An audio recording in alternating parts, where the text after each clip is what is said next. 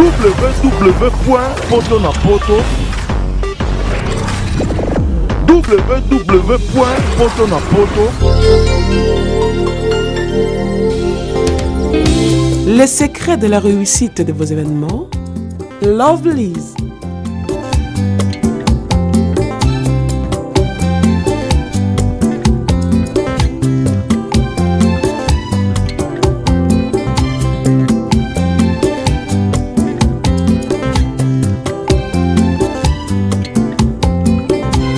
It's simple. Try and try again. Lovelyz.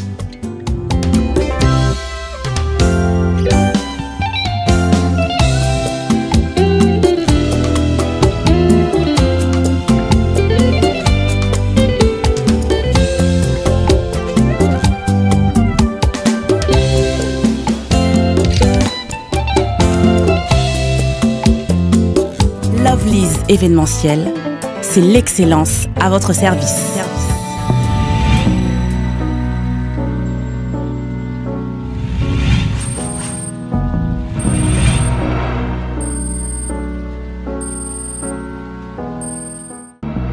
Je suis bien sûr www.potonapoto.com. Je remercie très directement mon boss, l'ami de vous, ça m'a pas tout nécessaire. La personne qui m'a donné ces grands espaces, grâce à lui, il est bien qu'il est boss, il est aussi journaliste de Saint-Esprit. Mon thème a aussi la belle des belles, la belle femme, la première dame de Paris. Il y a qu'une seule première dame à Paris, elle s'appelle aussi la belle des belles, mon thème a l'ami de vous, alors ce soir, je suis un artiste, il est ça, il est coiffeur, j'allais dire, il est aussi artiste musicien, avec qui on va en parler parce que tout le monde en parle ici dans la communauté de Kinshasa, précisément sur Kapana et du marché. On va les recevoir, mais sans plus tarder, on va faire parler ceux qui sont ici parce que tout le monde en parle sur ces salons, sur cet artiste, raison pour laquelle je suis descendu sur les lieux, sur les terrains pour faire parler les gens, pour faire découvrir sur cet artiste. Avant cela, laisse-moi remercier Willy Mouchen, l'éternel code, le ciel et l'unique code avocat. Willy Mouchen, mon vieux, merci beaucoup. Trésor Kamouyet, ils sont connus. Au-delà de la fortune, Valérie Kachou. Alors, sans plus tarder, comme je vous avais promis, je reçois pour vous un Nesta. Tout le monde en parle de ce livre. Alors, parce que Toko Danae, tu as la tête d'affaires interviewée par Thomas Sarawa, bonsoir mon frère. Plaisir à tout le monde partout dans le monde, à travers Poto la Poto, si tu as voulu partout dans le monde. Et là, on a la Sira Nesta. La monde qui peut être bateau, salon, on a eu un solo, mais on a eu un secrétaire, on a eu un comment on a eu yoga et ça différent. Message de repère sur la bateau, on a eu un partout dans le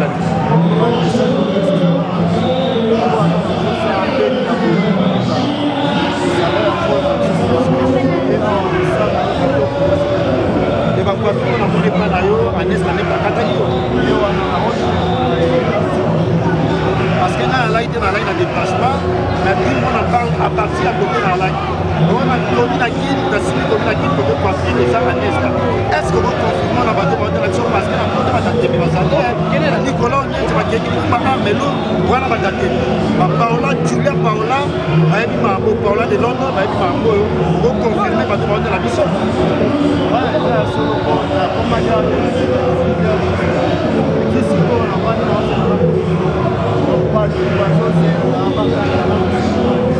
Ça pour la première fois,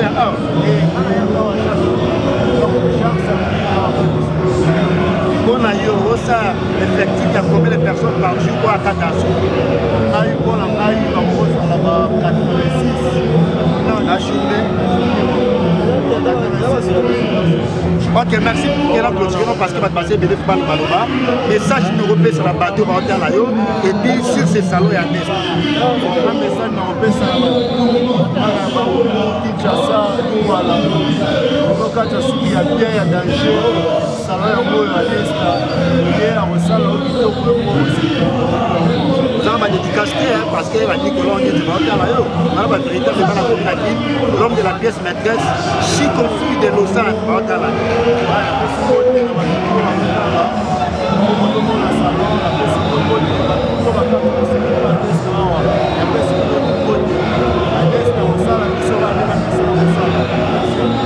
Merci à toi. Là, c'était le premier intervenant. Nous continuons toujours votre entretien sur ce salon à Nesta. Juliania, alors mon frère, nous sommes dans le salon à Nesta. Salon qui va s'appuyer mon appart sur ce salon. La moto de la dame du jeune. Présence n'a pas aujourd'hui marqué. Le moment de la chemin pour remettre la tête. Merci vraiment pour la question de l'Unaï. Il n'y a pas match, il n'y a pas de. Et la soeur, on est pour le cas de ça. Salon en est, ça part pour toi, le Bélémo. Il y a qui va rouler moi à la maison de Bélémo. Donc il n'y a pas match, il n'y a pas match. Et la soeur, on a commencé depuis 17h. Depuis 17h, on a commencé à. Depuis 17h, tu as dormi derrière, si je ne me trompe pas, 19h déjà.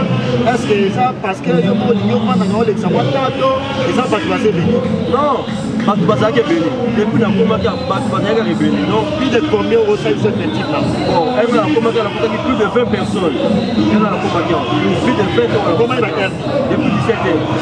Depuis 17h, il y a plus de 20 personnes. Donc, on a été obligé à vous faire d'abord. Il n'y a pas mal de salons, mais c'est comme les années. On a déjà un salon auto, ça pour la première fois. Oui, je crois que dans le look autour de Moniawa, ils ont un Nesta. Donc, partout, donc, ils ont un Nesta. Un look autour de Moniawa. Place Moussouassi Maramoutou au dégât. C'est pas Nesta, donc c'est fait, il n'y a pas de match. Alors, merci beaucoup à Bateau Bataille, parce que je suis partout dans le monde, parce que c'est une émission internationale, partout dans le monde, sur tous les 5 continents. Grâce à ces messieurs, nous avons pas un partenaire Oyo, on va créer, soit c'est l'émission de la langue, pour aider partout dans le monde. Je précise, Bateau Willy Mouchen, Bateau à Tchoucha, de Dijon, au-delà de la fortune, message nous représente la Bateau Bataille.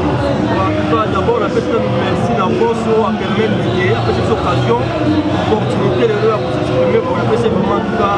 Merci à toi dans ce pays, à l'ami qui lit à Tazanaki. Donc, à Masolo, tous les fans de la salon à Nesta. Donc, il n'y a pas vraiment beaucoup à dire dans ce pays pour Mamingi. Merci beaucoup à ce pays à Mingi. À ce pays à Mingi, dans le salon à Nesta. Les gars, donc, on a toujours entretien à Bisso.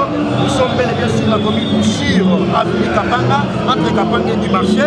C'est là où nous nous retrouvons ce soir au salon à Nesta avec on va les recevoir tout à l'heure là. Mais on va parler toujours de votre idéologie. On a mon parti Bakanda, on a un salon sec, salon au parti de Yaka. Bonsoir boss. On a un plaisir à nous voir partout dans le monde. On a un type de Mingosa salon là. Tout à l'heure, on a la Zama Sanayo, on est à 4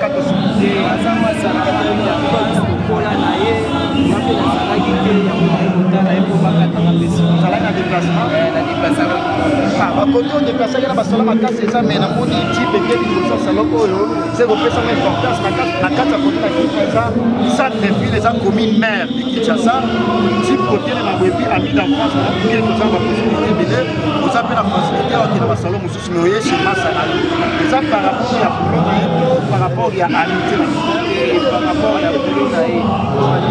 Talina l'amitié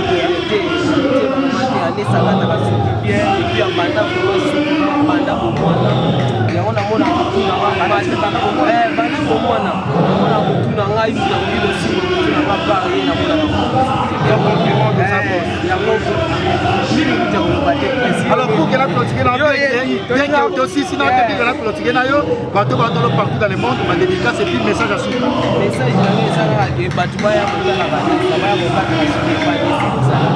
comment c'est présenté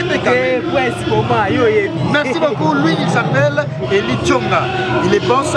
Alors comme vous savez pour recevoir lui-même le boss en question, l'artiste en question, parce qu'il est artiste musicien, artiste coiffeur. Il demeure beaucoup plus dans la coiffure. Alors pour la clôturer, avec intervenant, bonsoir messieurs. On a mon plaisir à tout partout dans le monde, la situation de la parole, la salon à Nesta. Et on met à tout le cadeau, au Lexatan ou au Katasso.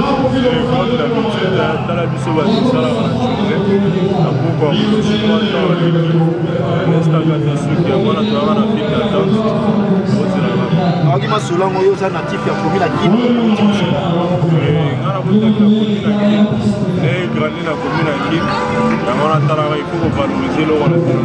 Mazolo Bayeno, Azan Zambé, à ma coiffure, il y a commis la Guinée. Est-ce que vous pouvez confirmer un mot? Zambé, c'est trop dur. Mais un mot de ça, il vous saranaï, il faut mériter bien. Le domaine là est vraiment, Azan vraiment que s'adapter à l'évolution en technologie à coiffure. il faut que vous puissiez la béloge. Aïe, bien de Moussala. Vous payez combien de pourcents à boulot? Ça va 10 sur 10, c'est mais c'est 9 sur 10. Alors, on a une commune qui n'a pas de salon mini des ébélés, un salon influent des ébélés. Est-ce que le salon à Nesta, l'autant qui est natif de la commune qui, vous aurez confirmé que non, ils sont au top, il y a un salon dans tout où, et vous avez sur les 5 premiers, et vous avez la 4e position. Il faut recadrer ma caméra. Quand tu as le salon à monnaie, les feux à la monnaie dans le bâtiment. Le salon à monnaie, le feu à la clientèle. Mais Moussala, ça les rose à monnaie les meilleurs pour 4 ans. Ça crée les gars. Mais Azan a humble clientèle, il y a roué la tête. La coin n'a pas de la langue. Mais la commune à Kinshasa, ça lit parmi la coiffure minée, la 5 premières au chef place. La 5 premières à sa première. Pour la commune à Kinshasa, il y a la Willerie et ceux qui n'ont pas cassé. La Wakading, il y a un salon alors, mais ça, il y a un bateau qui chance partout dans le monde, à travers si tu as partout dans le monde, photo, message européen. Bon, on a pu si à photo, le roi c'est ta photo na photo, on a pu si mondialement beauté, dans la biso de Anakin, on a causé moi chance à Anakin, salon en est à Moyo, et ça quand on peut mener il y a l'église à Mounene et Mboka, l'église Saint-Pierre, à 24 novembre, il y a stade Cardinal Malula. Pour biso de Anakin Toyaka, message n'est acteur la bino batalibanda et copé ça peut en particulier bana Anakin pe ville à Kinshasa Mobimba salon en est des ali beaucoup Canada. Merci beaucoup. Merci beaucoup. Là, c'était les derniers intervenants. Joséphine Mandianga, Joséphine Aimé Mandianga, la Nengue à Londres, merci beaucoup, la plus belle. Joséphine Mandianga Aimé, la Nengue à Londres, la plus belle. Valérie Kachuma, la belle et belle, la magnifique, la spéciale, la bourgeoise. Willy Moucheni, le seul et l'unique code Yamboka, l'éternel code Movier. Merci beaucoup, Willy Moucheni. Trésor Kabouye, Tili Samokundi, Atucha de Dijon, au-delà de la fortune, merci beaucoup. Abdoul Mvondo, le Vondoske, qui est à Talo, Abdoul Mvondo, le boss. Gilles Makal, le célèbre, Laetitia Sombonaka, Salwana, moi, c'est propre. Juliana Wumba, la néga idéologie, moi, ça vivre dans la carte suisse. Juliana Wumba, merci beaucoup. Alors, pour vous faire découvrir lui-même les boss en question, je vous fais découvrir les boss. Mais sans plus tarder, j'entre déjà pour recevoir les boss. On va parler avec lui. Alors, comme je vous avais promis, je reçois pour vous Anesta, lui, il est artiste et musicien, coiffeur. Ce soir, on va en parler avec lui parce que tout ce qu'ils ont parlé, j'allais dire, tout ce qu'ils ont parlé, les gens qui se sont intervenus sur ces sites, sur cette émission. Alors, lui-même, les boss en question, l'artiste en question est là présent ce soir sur les plateaux de Prince Bakali, l'espoir de la presse internationale. Willy Moucheni, le seul et l'unique code mondial, l'éternel code Willy Moucheni, à Salaga et Moko. Atucha de Dijon, au-delà de la fortune, Clément, merci beaucoup, très fort. Valérie Kachunga, la belle des belles, la magnifique, la spéciale, la bourgeoise, merci beaucoup. Mireille Ekomissa, la grande dame, merci pour la voiture. Mireille Ekomissa, ma maman Allemagne, oui, merci beaucoup, parce que ma vie Kalatrote et l'eau Ramaka Seyokita. Alors, comme je vous avais promis, je reçois déjà Anesta, le patron de ce salon. Bonsoir Anesta. Bonsoir François. Ouais, plaisir à tout partout dans le monde, à travers Poto na Poto. Si t'as mon aîné, c'est pas pour la première fois, mais peut-être pour la première fois, on a un site, on a un internet sur le cas déjà. Actualité, ça, eux, ils ont l'habitude, impressionné, ils ont dit, on va être tout dans l'actualité, ils ont l'habitude. Bon, tout le monde, merci à tout le monde pour exister. Nous, on le besoin, mais surtout, nous, on besoin tout le monde. Bon, on a habité. Non, il n'y a pas deux, il n'y a pas trois, il n'y a qu'un seul salon, on a commune à Kin. Et sur les 5 premiers, on a la première position. Impressionné aux années, il y a battu, témoigner bongo pour nous. Bon, il y a un peu de temps dans le bac. Mais quand on a lobby, on sait que c'est bon. Parmi les grands, c'est grand. Vous aurez confirmé. Oh, mais c'est grand. Parce que les grands, on habite ensemble à quoi faire. L'humilité précède la gloire. Et l'Obama bon. Non, on a été, mais bazo ben ensemble, on a été. Par rapport à Moussa, est-ce que vous avez une commune à Kintoza, basala minene, basala influent. Vous avez bango. Ah, basala influent, autant bon habité. Quoi faire? Tout les gars n'habitent aux oeufs bango, oui ou non? Non, on a besoin de ça influent. Nous allons reconnaître que non, basala influent bazar. Bon, on a habité nous, oui, bon. À Paris. Bon, on a mon basala belé, mais on a habité dans ensemble à quoi faire. On a commune à Kin. Ah non, on a Kinshasa. Alors, Anesta, tant qu'artiste coiffeur, bien que ça artiste coiffeur, parce qu'il a tout décortiqué beaucoup plus sur la coiffure, mais aux artistes musiciens. Parcours notre et on va les recevoir dans une émission spéciale pour parler de la musique. Alors, Anesta, au cas chez Ferrigola, s'il faut le dire, aux artistes musiciens, il y a Ferrigola. Alors, Anesta, dans le monde, au Baébela Kayo à côté à Ferrigola, mais Lelo Oyoyo, Anesta a sa importance beaucoup plus dans la coiffure.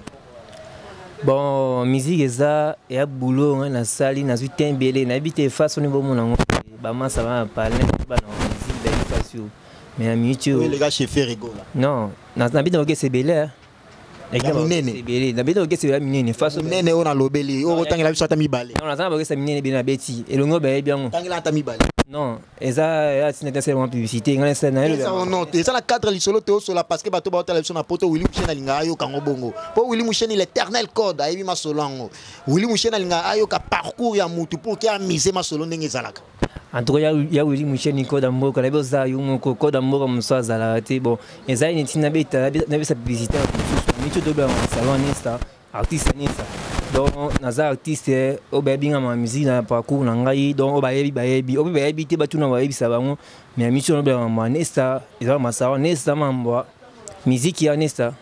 Mais c'est comme si Anesta a pris sa importance beaucoup plus côté coiffure.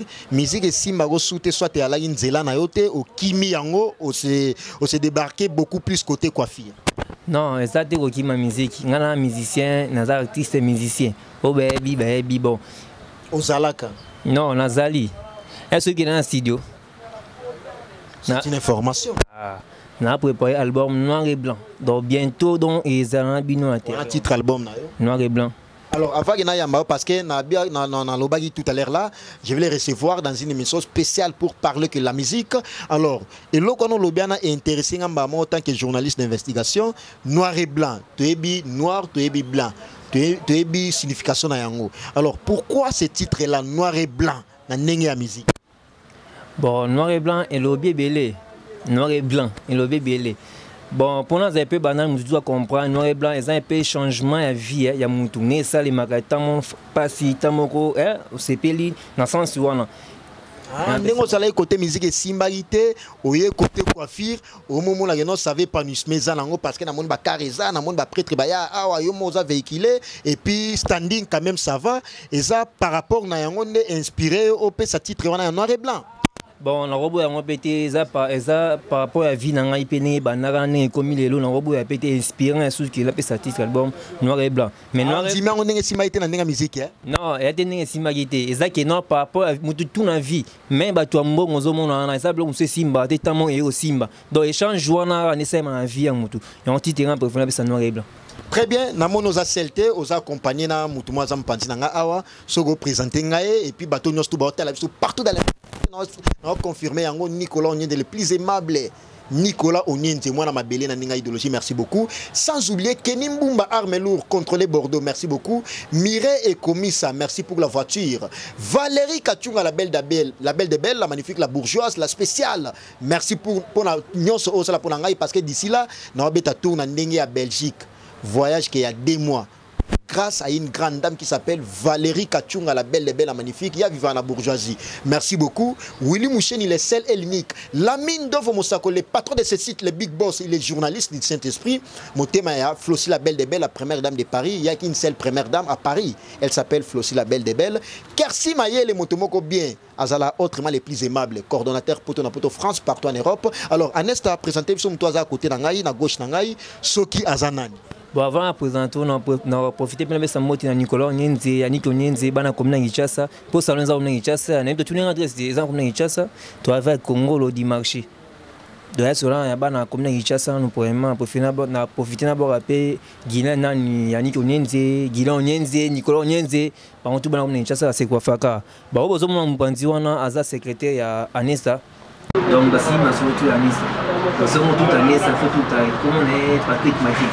Alors, ça Peter bien enjoyé déjà s'est présenté parce que ils apportent la photo si t'amener. So l'autorité va les gars à tiens. Ils ont la même idéologie la mine devant sur le patron de ces sites. Alors bonsoir Patrick. Bonsoir Prince Maka, journaliste international autour de la photo. Alors, plaisir, il y a trop, il y a aux secrétaire particulier, il y a Anesta, il y a un grand coiffeur, il y a un solo dans le déplacement. Non, il y a un salon dans la commune qui a plus de 80 personnes, 100 personnes, surtout dimanche, samedi, à plus de 100 personnes. Dans la journée, tu vas lundi à samedi, il y a 80, 70, les gars vont lobby. Est-ce que vous aurez confirmé à moi dans ma mot Balobaki? Ici, on a les billes comme ça, on a m'appelle les oleka,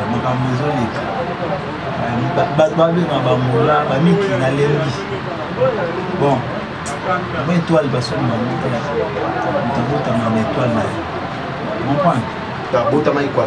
donc, Abotama artiste, non coiffeur, mais artiste. Tu as la coiffure. Abotama coiffeur, là on va poser la question. Coiffeur, c'est un cas de art. Abotama artiste, donc un grand coiffeur, artiste. Pour coiffeur, artiste. Moi, tu as Abotama coiffeur. Abotama musicien, coiffeur. Entre musique et coiffure, Abotama nani liboso. Nous sommes en Nazo démarqué beaucoup plus côté coiffure et non musique. Naïbi Kazala, ministère affaires écoles, il y a un secrétaire particulier.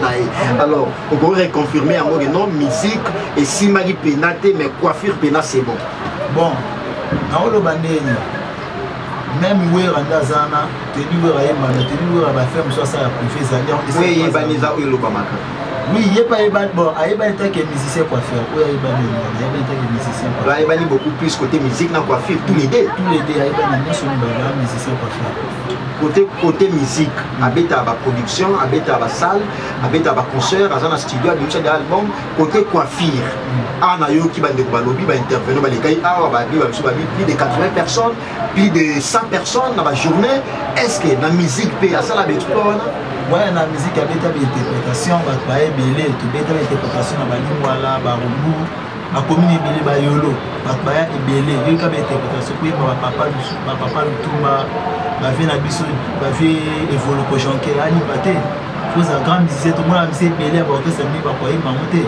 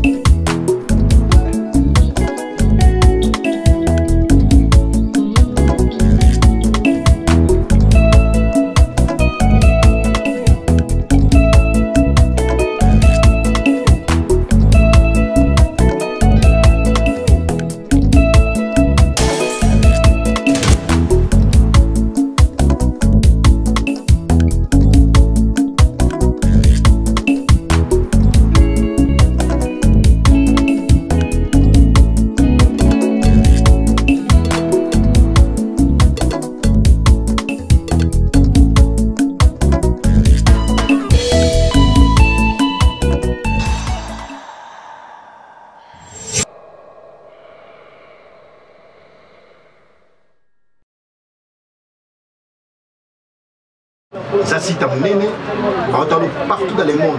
La mine de Fomosakola, avec une attention particulière. Nicolas Oninze, avec une attention particulière. Willy Mouchen, il est seul et l'unique code mondial. Avec une attention particulière parce que à sa boss. Koyoka mambo nyostu na yoki oyo na bato pe na yokuta awa stratégie na yoza nini il y a plus de 86 personnes la journée parce que 86 personnes la journée c'est au PCL bino ma monta o akate la suki awa bo ganga la mine de Mosakoli peut-être au loba non aller ba $1000 pour na solo ma solo oyo alors anesta stratégie les années za idéologie on est au gars non ba kunda yelo mo pour que bato ba yatonde. Bon, premièrement, on a été, oui, on a des tarifs libans. J'ai tarif. On a posé la question, on retourne au bon. J'ai tarif, évidemment, ami, moi, tu as tarif liban, j'ai tarif, on a tarif, on a publicité, on a et ça, moussala. Donc, moussala, c'est ça que non, bah, bah, belé. comprendre. Donc ça il va belé en fait salon c'est salon ils ont été belé batani na nenge ils ont ma frère en Londres ils ont ma bourgeois qui filme en France dans les ont été belé dans les États-Unis c'est Léo moi salon aux États-Unis un mutuo baba chance sur un salon ça débat mais kata au mika ma boss na place na kinga donc aiza musala donc musala on essaie en publicité Marié déjà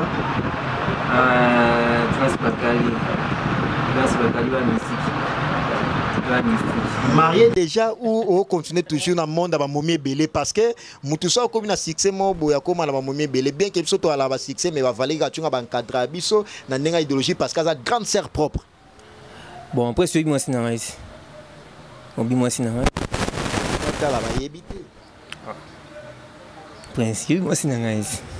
Alors, merci beaucoup. Lui, il s'appelle Anesta. Nous sommes arrivés pratiquement à la fin de cette grande entretien. Avant cela, avant de désannoncer l'émission, laisse-moi donner la parole à Anesta pour qu'il puisse saluer aussi certaines personnes qui ont suivi et quelques mots de la fin pour ce soir. Remercier la mine de les patrons de Nice Club, les célèbres à Luanda, pour la taille magnifique. Avec le même plaisir, à la même heure, merci. www.potonapoto www.potonapoto